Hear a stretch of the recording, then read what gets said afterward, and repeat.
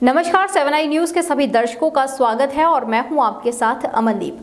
आइए नजर डालते हैं देश और दुनिया की तमाम बड़ी खबरों पर। बड़वा में नवज्योति एक नव चेतना संस्था द्वारा CISF कैंपस में प्रशिक्षणार्थियों के लिए निशुल्क स्वास्थ्य प्रशिक्षण शिविर आयोजित किया गया।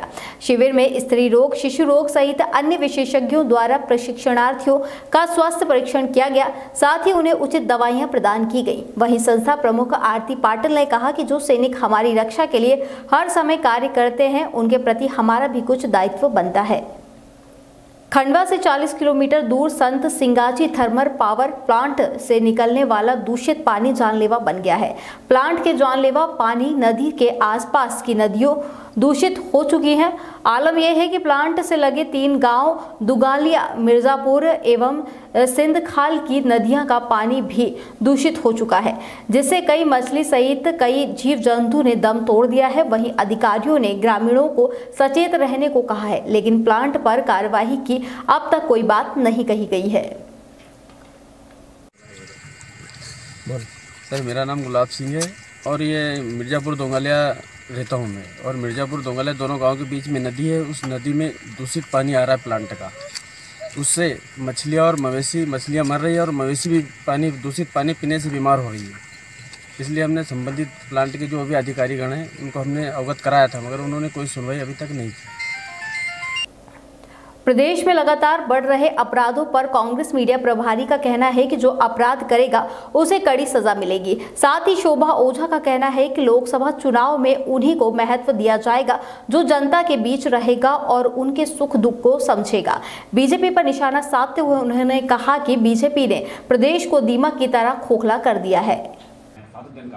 बिल्कुल काम करना पड़ेगा, क्योंकि लोकसभा के चुनाव भी है सामने। उसके अलावा जो कांग्रेस पार्टी ने जो अपने वचन दिए हैं, उन वचनों का भी पालन होना है। और आदरणीय मुख्यमंत्री जी ने उसकी शुरुआत कर दी। शपथ लेने के कुछ घंटों के अंदर ही उन्होंने कर्जा माफ़ी जो कि किसानों से वचन था उसको पूर्ण किया। उसको ही नहीं, तमाम दूसरे वचनों को पूर्ण करने की और तेज़ी से सरकार काम कर रही है। और मंत्री हो, विधायक हो, कांग्रेस के कार्यकर्ता हो, नेता हो, सभी को जुटना पड़ेगा, क्योंकि प्रदेश 15 साल में पूरी तरह से बदहाल हो चुका है। दीमक की तरह चाट कर बीजेपी की सरकार छोड़ के गई है। तो मेहनत करनी होगी, हर तबके की मजबूरी को, उनकी असुविधा को, उनके साथ हुए अन्याय को सुनना होगा और उनकी न्याय की लड़ाई हमें लड़ना होगा। नरसिंहगढ़ शासकीय महाविद्यालय क्षेत्र की सड़कों की जर्जर हालत से नागरिक और छात्र परेशान हैं, जिस कारण आए दिन छात्र छात्राओं के साथ दुर्घटनाएं हो रही हैं।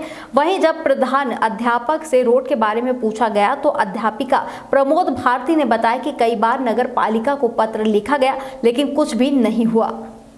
मैम, कॉलेज का रोड पूरा खुदा पड़ा हुआ है, इसके लिए कॉलेज कुछ करता है कि नहीं करता है? मैम, कॉलेज के कुछ कॉलेज प्रबंधन के द्वारा PWD से मौखिक रूप से कहा गया था, परंतु इसके पूर्व अनुविभागीय अधिकारी के माध्यम से और नगर पालिका अध्यक्ष को भी हमने यहाँ पर से पत्र व्यवहार किया है और काफ़ी बार उनसे रिक्वेस्ट किया है कि वो कॉलेज की रोड को ठीक करवाए, जिससे कि बच्चों को कोई हानि ना हो और ना ही कोई जनहानि हो। क्योंकि कॉलेज के रोड के साइड में जो फुटपाथ है वो फुटपाथ लगभग समाप्त हो चुका है, तो बच्चों को गाड़ियाँ चलाने में भी प्रॉब्लम होती है और 1 से 2 गाड़ी जब आ जाती है तो बच्चों के एक्सीडेंट के चांसेस होते हैं। ऐसी सारी चीज़ें हमने अनुविभागीय अधिकारी के माध्यम से अनुविभागीय अधिकारी को भी, PWD डिपार्टमेंट को भी और नगर पालिका को भी अवगत करा दिया है। पुनः मैं वापस इसके प्रयास करूंगी और शीघ्र अतिशीघ्र इसकी जो प्रोग्रेस रिपोर्ट है उससे मैं स्वच्छता सर्वेक्षण 2019 को लेकर लगातार काम कर रहा है। भारत सरकार की ओर से आयोजित प्रतियोगिता में इस बार देश के 4000 से ज्यादा शहर भाग ले रहे हैं, जिसमें राजधानी भोपाल भी शामिल है। इस सर्वेक्षण में भोपाल पिछली 2 बार से लगातार दूसरे नंबर पर आ रहा है, जिसे इस बार 1 नंबर पर लाने के लिए भोपाल के महापौर लगातार स्कूल, कॉलेज, रहवासी क्षेत्र के लोगों के साथ चाय पर चर्चा कर रहे हैं। महापौर आलोक शर्मा का कहना है कि सभी के सहयोग से भोपाल स्वच्छता में प्रथम रहेगा। बुलेटिन में फिलहाल इतना ही। देश और दुनिया की तमाम बड़ी खबरों के लिए आप बने रहिए 7 आई न्यूज के साथ। नमस्कार।